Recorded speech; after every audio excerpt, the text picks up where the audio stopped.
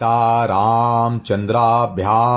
नमः। श्रीमद् वाल्मीकि रामायण अयोध्या कांड 75वां सर्ग। कौशल्या के सामने भरत का शपथ खाना। बहुत देर के बाद होश में आने पर जब पराक्रमी भरत उठे तब आंसू भरे नेत्रों से दीन बनी बैठी हुई माता की ओर देखकर मंत्रियों के बीच में उसकी निंदा करते हुए बोले, मंत्री वरो, मैं राज्य नहीं चाहता और ना मैंने कभी माता से इसके लिए बातचीत ही की है। महाराज ने जिस अभिषेक का निश्चय किया था उसका भी मुझे पता नहीं था, क्योंकि उस समय मैं शत्रुघ्न के साथ दूर देश में था। महात्मा श्री राम के वनवास और सीता तथा लक्ष्मण के निर्वासन का भी मुझे ज्ञान नहीं है कि वह कब और कैसे हुआ। महात्मा भरत जब इस प्रकार अपनी माता को कोस रहे थे उस समय उनकी आवाज को पहचान कर कौशल्या ने सुमित्रा से इस प्रकार कहा, क्रूर कर्म करने वाली कैकेयी का पुत्र भरत आ गए हैं। वे बड़ी दूरदर्शी हैं, अतः मैं उन्हें देखना चाहती हूँ। सुमित्रा से ऐसा कहकर उदास मुख वाली दुर्बल और अचेत सी हुई कौशल्या जहाँ भरत थे उस स्थान पर जाने के लिए कांपती हुई चली। उसी समय उधर से राजकुमार भरत भी शत्रुघ्न के को साथ लिए उसी मार्ग से चले आ रहे थे जिससे कौशल्या के भवन में आना जाना होता था। तदंतर शत्रुघ्न और भरत ने दूर से ही देखा कि माता कौशल्या दुख से व्याकुल और अचेत होकर पृथ्वी पर गिर पड़ी हैं। यह देखकर उन्हें बड़ा दुख हुआ और वे दौड़कर उनकी गोदी से लग गए और फूट फूट कर रोने लगे। आर्या मनस्वनी कौशल्या भी दुख से रो पड़ी और उन्हें छाती से लगाकर अत्यंत दुखित हो भरत से इस प्रकार बोली, बेटा तुम राज्य चाहते थे ना, सो यह निष्कंटक राज्य तुम्हें प्राप्त हो गया, किंतु खेद यही है कि कैकेयी ने जल्दी के कारण बड़े क्रूर कर्म के द्वारा इसे पाया है। क्रूरतापूर्ण दृष्टि रखने वाली कैकेयी न जाने इससे कौन सा लाभ देखती थी कि उसने मेरे बेटे को चीर वस्त्र पहनाकर वन में भेज दिया और उसे वनवासी बना दिया। अब कैकेयी को चाहिए कि मुझे भी शीघ्र ही उसी स्थान पर भेज दे जहाँ इस समय स्वर्णमयी नाभि से सुशोभित मेरे महा यशस्वी पुत्र श्री राम हैं, अथवा सुमित्रा को साथ लेकर और अग्निहोत्र को आगे करके मैं स्वयं ही सुख पूर्वक उस स्थान को प्रस्थान करूंगी जहाँ श्री राम निवास करते हैं, अथवा तुम स्वयं ही अपने इच्छा के अनुसार अब मुझे वहीं पहुंचा दो जहाँ मेरे पुत्र पुरुष श्री राम तप करते हैं। यह धन्य धान से संपन्न एवं तथा हाथी घोड़े और रथों से भरा पूरा विस्तृत राज कैकेयी ने श्री राम से छीनकर तुम्हें दिलाया है। इस तरह के बहुत सी कठोर बातें कहकर जब कौशल्या ने निरपराध भरत की भर्त्सना की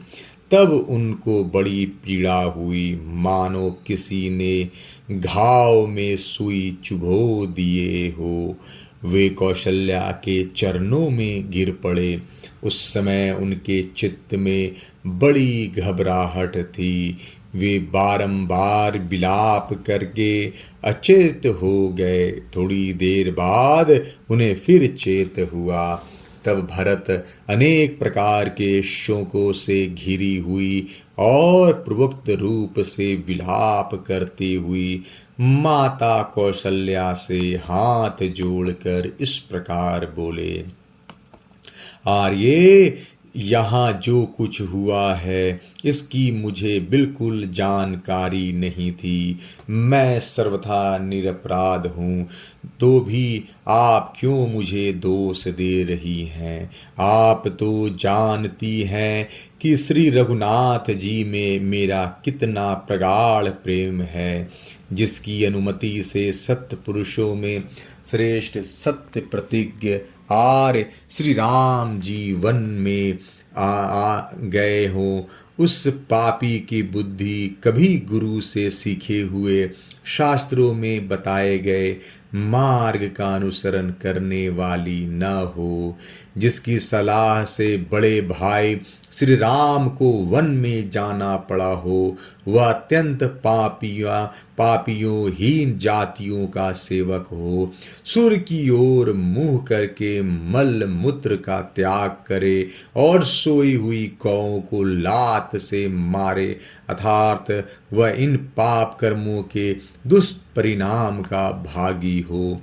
जिसकी सम्मति से भैया श्री राम ने वन को प्रस्थान किया हो, उसकी वही पाप लगे जो सेवक से भरी काम कराकर उसे समुचित वेतन न देने वाले स्वामी को लगता है, जिसके कहने से आर्य श्री राम को वन में भेज दिया गया हो, उसको वही पाप लगे जो समस्त प्राणियों का पुत्र की भांति पालन करने वाले राजा से द्रोह करने वाले लोगों को लगता है, जिसकी अनुमति से आर्य श्री राम वन में गए हों, वह उसी अधर्म का भागी है जो प्रजा से उसकी आय का छठा भाग लेकर भी प्रजा वर्ग की रक्षा न करने वाले राजा को प्राप्त होता है,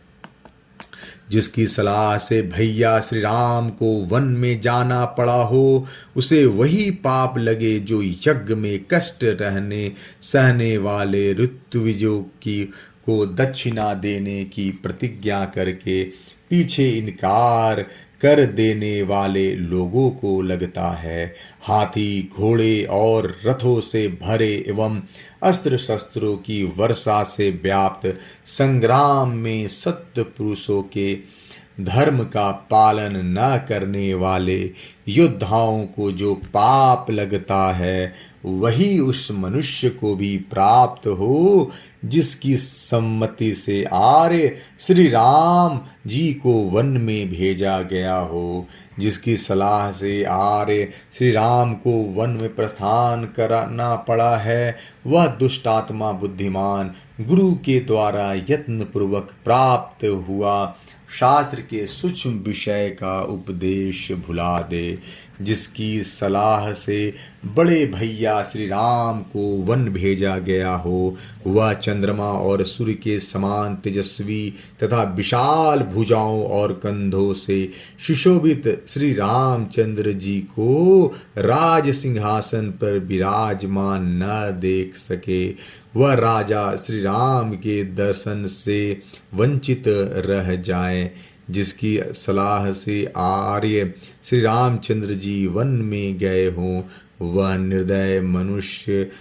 खीर खिचड़ी और बकरी के दूध को देवताओं पितरों एवं भगवाओं को निवेदन किए बिना व्यर्थ करके खाए, जिसकी सम्मति से श्री रामचंद्र जी को वन में जाना पड़ा हो, वह पापी मनुष्य गौओं के शरीर का पैर से स्पर्श, गुरुजन की निंदा तथा मित्र के प्रति अत्यंत द्रोह करे, जिसके कहने से बड़े भैया श्री राम वन में गए हों, वह दुष्टात्मा गुप्त रखने के विश्वास पर एकांत में कहे हुए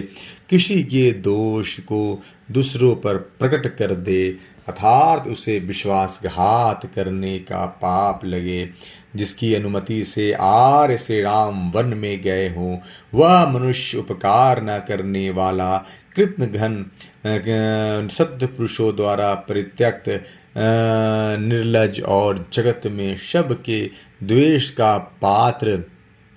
हो, जिसकी सलाह से आर्य श्री राम वन में गए हो, वह अपने घर में पुत्रों, दासों और भृत्यों से घिरा रहकर भी अकेले ही मिष्टान भोजन करने के पाप का भागी हो, जिसकी अनुमति से आर्य श्री राम का वनगमन हुआ हो, वह अपनी अनुरूप पत्नी को न पाकर अग्निहोत्र आदि धार्मिक कर्मों का अनुष्ठान किए बिना संतानहीन अवस्था में ही मर जाए, जिसकी सम्मति से मेरे बड़े भाई श्री राम वन में गए हो, वह सदा दुखी रहकर अपनी धर्म पत्नी से होने वाले संतान का मुख न देखे तथा संपूर्ण आयु का उपभोग किए बिना ही मर जाए। राजा श्री बालक और वृद्धों का वध करने तथा भृत्यों को त्याग देने से जो प्राप्त होता है, वही पाप उसे भी लगे। जिसकी सम्मति से श्री राम का वन गमन हुआ हो, वह सदैव लाह, मधु, मांस, लोहा और विष आदि निषिद्ध वस्तुओं को बेचकर कमाए हुए धन से अपने भरण पोषण के योग कुटुंबजनों का पालन करे। जिसकी राय से श्री राम वन में जाने को विवश हुए हो, वह शत्रु पक्ष को भय देने वाला युद्ध के प्राप्त होने पर उसमें पीठ दिखाकर भागता हुआ मारा जाए। जिसकी सम्मति से आर्य श्री राम वन में गए हों, वह फटे पुराने मैले कुचले वस्त्र से अपने शरीर को ढक कर हाथ में खप्पर ले भीख मांगता हुआ उन्मत्ति के भांति पृथ्वी पर घूमता रहे। जिसकी सलाह से श्री रामचंद्र जी को वन में जाना पड़ा हो, वह काम क्रोध के वशीभूत होकर सदा ही मदपान, स्त्री समागम और धुत कीड़ा में आसक्त रहे। जिसकी अनुमति से आर्य श्री राम वन में गए हों, जिसका मन कभी धर्म में न लगे, वह अधर्म का ही सेवन करे और अपात्र को धन दान करे। जिसकी सलाह से आर्य श्री राम का वन गमन हुआ हो, उसके द्वारा सहस्त्रों की संख्या में संचित किए गए नाना प्रकार के धन वैभव को लुटेरे लूट ले जाएं। जिनके कहने से भैया श्री राम वन में भेजा गया हो, उसे वही पाप लगे जो दोनों संध्याओं के समय सोए हुए पुरुषों को प्राप्त होता है। आग लगाने वाले मनुष्य को जो पाप लगता है, गृहपत्नी गामी को जिस पाप की प्राप्ति होती है, तथा मित्र दोह करने से जो पाप प्राप्त करता है, वही पाप उसे भी लगे। जिसकी सम्मति में से श्री राम को वन में जाना पड़ा है, वह देवताओं, पितरों और माता पिता की सेवा कभी न करे, अर्थात उनकी सेवा का पुण्य से वंचित रह जाए। जिसकी अनुमति से विवश होकर भैया श्री राम ने वन में प्रदापन किया है, वह पापी आज ही सत्य पुरुषों के लोक से, सत्य पुरुषों की कीर्ति से तथा सत्य पुरुषों द्वारा सेवित कर्म से शीघ्र भ्रष्ट हो जाए। जिसकी सम्मति से बड़ी बड़ी बाह और विशाल वक्ष वाले आर्य श्री राम को वन में जाना पड़ा है, वह माता की सेवा छोड़कर अनर्थ के पथ पर स्थित हो। जिसकी सलाह से श्री राम का वन गमन हुआ हो, वह दरिद्र हो, उसके यहाँ भरण पोषण पाने का योग, पुत्र आदि की संख्या बहुत अधिक हो, तथा वह ज्वर रोग से पीड़ित होकर सदा कलेश भोगता रहे। जिसकी अनुमति पाकर आर्य श्री राम वन गए हो, वह आशा लगाए ऊपर की ओर आंख उठाकर दाता के मुंह की ओर देखने वाले दीन याचनों की आशा को निष्फल कर दे। जिसके कहने से भैया श्री राम ने वन को प्रस्थान किया हो, वह पापात्मा पुरुष चुगला पवित्र तथा राजा से भयभीत होकर सदा छल कपट में ही रचा पचा रहे। जिसके परामर्श से आर्य का वन गमन हुआ हो, वह दुष्टात्मा पुत्र स्नान काल प्राप्त होने के कारण अपने पास आई हुई सती साध्वी ऋतुस्नाता पत्नी को ठुकरा दे, उसकी इच्छा न पूरी करने का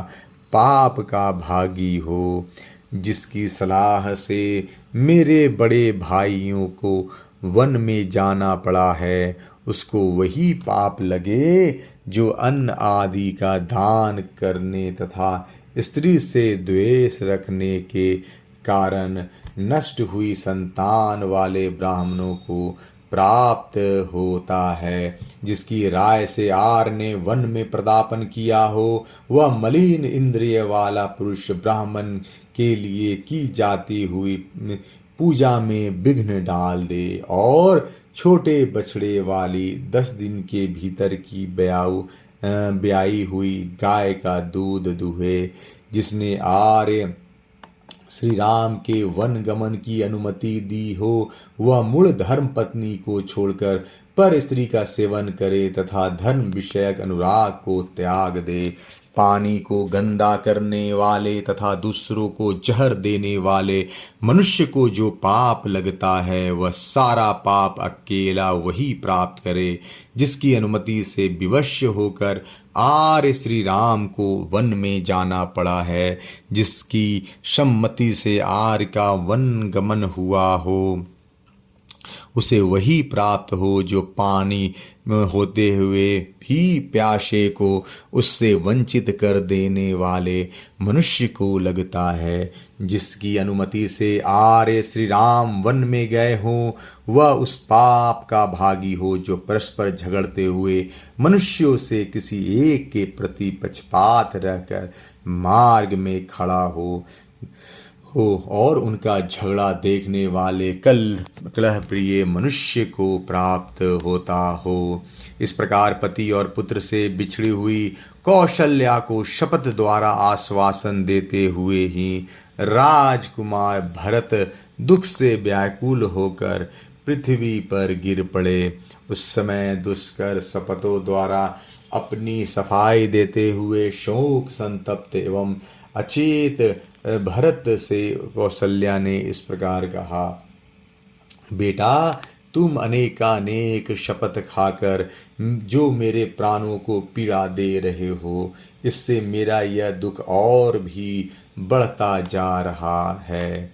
वत्स, सौभाग्य की बात है कि शुभ लक्षणों से संपन्न तुम्हारा चित्त धर्म से विचलित नहीं हुआ है। तुम सत्य प्रतिज्ञ हो, इसलिए तुम्हें सत्य पुरुषों के लोक प्राप्त होंगे। ऐसा कहकर कौशल्या ने भातृभक्त महाबाहु भरत को गोद में खींच लिया और अत्यंत दुखी हो उन्हें गले से लगाकर वे फूट फूट कर रोने लगे। महात्मा भरत भी दुख से आर्त होकर विलाप कर रहे थे। उनका मन मोह और शोक के वेग से व्याकुल हो गया था। पृथ्वी पर पड़े हुए भरत की बुद्धि विवेक शक्ति नष्ट हो गई थी। वे अचेत से होकर विलाप करते और बारंबार लंबी सांसें खींचते थे। इस तरह शोक से ही उनकी वह रात बीत गई। अयोध्या कांड 75वां सर्ग समाप्त। जय श्री राम।